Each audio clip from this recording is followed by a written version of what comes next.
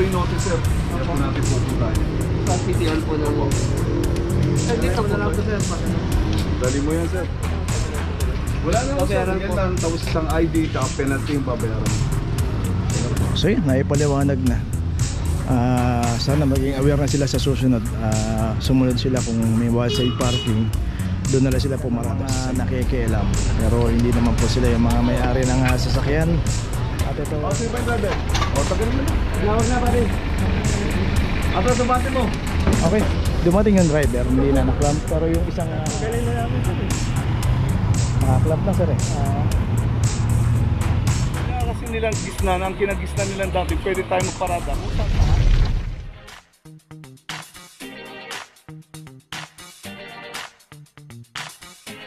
Papajo TV!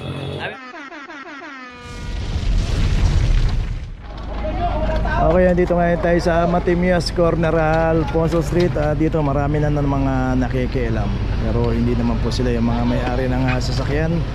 At ito walang driver tong isang Innova kaya naklam. Kasi Lloyd! Okay, clam number 2354. Dito nga random naman po yung operation. Kung sino po yung aabutan at walang driver during operation, matik na po yan.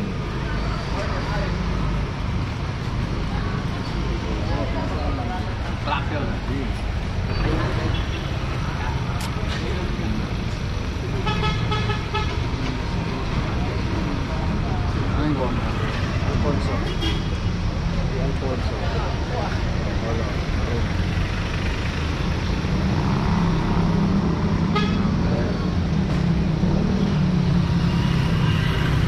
So ganoon naman po pagka alam nating nasa bawal tayo, huwag na po natin ipilit na pumarada pa rito, lalo na pagka oras na po ng operation. Kung nakaparada na po tayo ng hanggang gabi at magdamag. Kaya ako naman po rin. Ano ba yung carbon?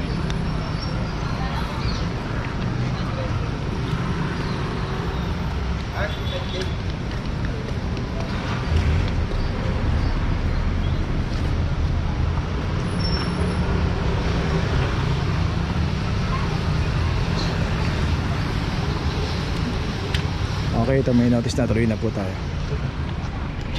Okay, pati yung isang Nissan Navara, isang Navara dito. Sidewalk. At ito wala ring driver. Dito naka-sidewalk yung pagkakaparada nito. So dito makikita natin, sana dito pinasok pa ng bahagyari ito para pasok dito sa property line nila. Kasi yung pinaradahan ito, bangketa na, kaya nasama na rin sa naklam dito.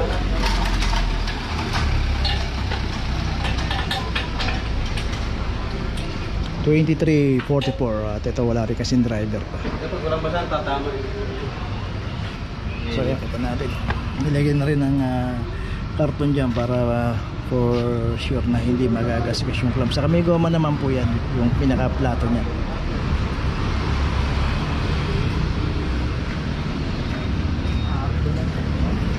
Okay, meron pang kinaklamp doon, yung dalawang naka-usdi rito.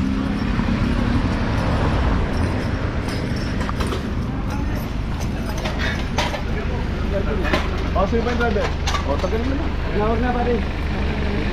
Atras sa bati mo. Okay, dumating yung driver, hindi na naklamp. Pero yung isang Chevrolet sale dito, ito na 2323 at hindi dumating ang driver nito. Yun nga, no, tapat na rin ang bahay nila to, pero naka-usdi po kasi kaya kasama sa naklamp. Swerte yung isa, hindi na naklamp kasi inabutan, hindi pa nakaklamp yun. Tatanggalin na namin, sir. Nakaklamp na, sir eh.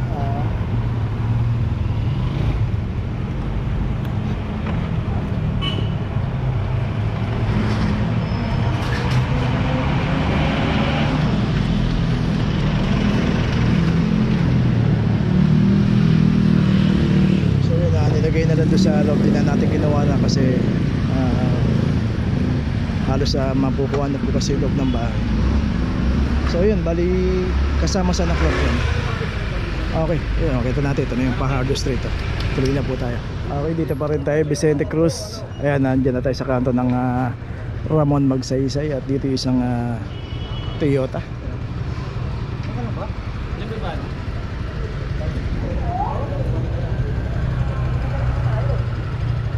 At ito meron na rin nga club number 2326. Dito lang to sa may tapat ng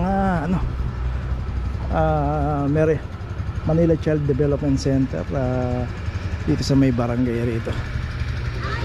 Yun nga, makikita na may mga signage na rito. Dito naabutan pa rin kasi yung mga sasakyan na naka-obstruct dito, kaya po pag nadaanan po yan ng walang driver, matik na po yan.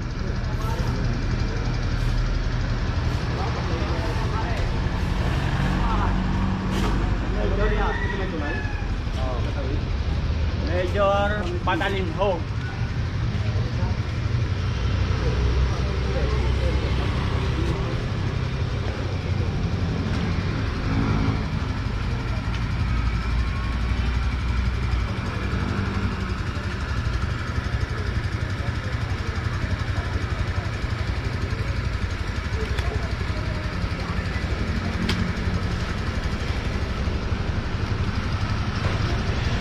Okay, ito mayroon na rin nga notice. Tuloy na po tayo. Ito natin De La Puente Street, corner Arevalo Street. At dito isang Honda HRV, club number 2328. So dito naman random naman po yung operation. Pagka dito inabutan tayo at walang driver, punta pa natin, meron pa yata rito isang Innova 2333. Dito rin inabutan kasi to, wala rin nga driver to. So dalawa na yung naklamp dito, isang Honda HRV at saka itong Innova. Saka nga dito makikita natin may mga signage pong mga nilalagay rito. Kaya po nilalagay yan, nagsisilbi po yung babala para doon sa mga ibang paparada. Makikita ko lang na bawal palang pumarada rito.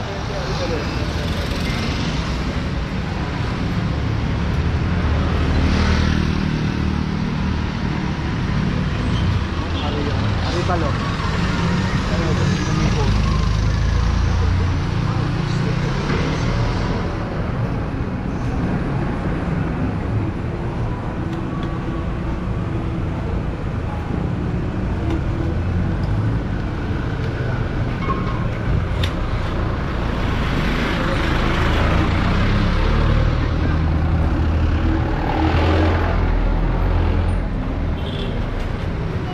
Okay, ito meron ng notice yung Innova. Okay, tuloy na po tayo. Location natin Quintos, corner Loyola Street. Dito isang Fortuner 2325. Dito nga school zone yung pinaradahan nito. Dito mayroong policy yung barangay, one side parking. So dapat tong side na pinaradahan nila bawal dito. Dapat dito lang sa right side kung papunta tayo ron. At saka yung isa pang kotse rito.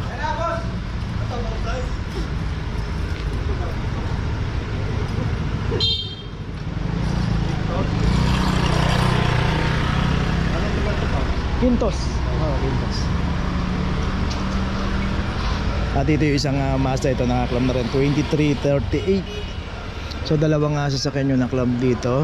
At makikita nga natin halos dito sa right side na to, yan Diyan halos nakaparada lahat. Except lang dito sa dalawang sasakyan na naklam dito. Siguro alam naman nila yan, pero yun nga, akala nila kasi na wala pang operation, o kahit may operation na wala, dapat pagka one side parking sumunod po tayo. At pasalamat din tayo na merong binigay yung barangay dito na policy na one side parking kahit paano makakaparada tayo.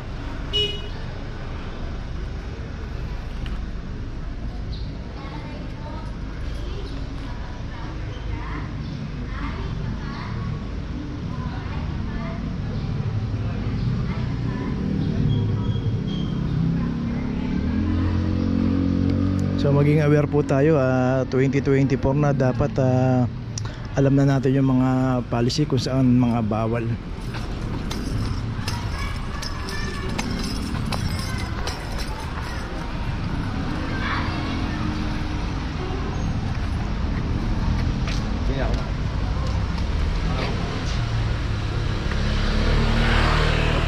Ayan po yung notice, sir. Ayan po natin pupuntahan yan.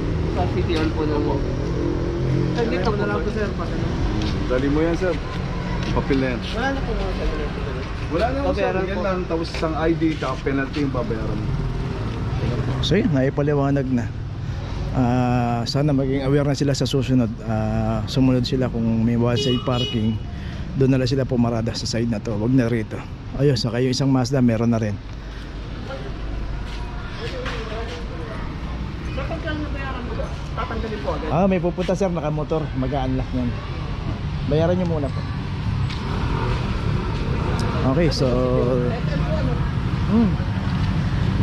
okay, tuloy na tayo. So yun nga, dapat maging aware tayo sa mga pinaparadaan natin.